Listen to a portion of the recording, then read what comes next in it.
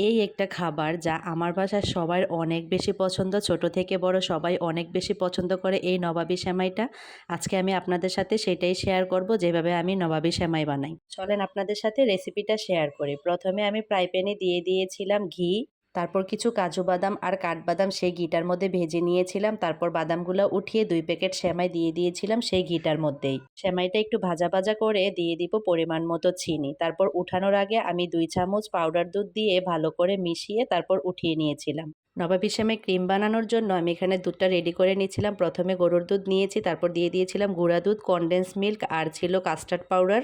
তারপর দিয়েছিলাম ডানো ক্রিম। সবকিছু ভালো করে মিশিয়ে আমি ক্রিমটা রেডি করে নিয়েছিলাম। তারপর একটা বক্সে আমি ভাজা যে সেমাইটা রেডি করেছিলাম অর্ধেকটা নিয়ে নিয়েছি। মাঝখানে আমি দিয়ে দিয়েছিলাম ক্রিমটা, ভালো করে ছড়িয়ে দিচ্ছিলাম যাতে প্রত্যেকটা কোণায় সুন্দর মতো পৌঁছে যায়। তারপর উপরে সেমাইয়ের আরেকটা লেয়ার দিয়ে দিয়েছিলাম। সেমাইয়ের লেয়ারটা সুন্দর করে বিছিয়ে দিয়ে তারপর উপরে আমি যে বাদামগুলা ভেজে রেখেছিলাম সেই বাদামগুলোও দিয়ে দিলাম। এই ছিল আজকে আমার নবাবী সেমাইয়ের রেসিপি।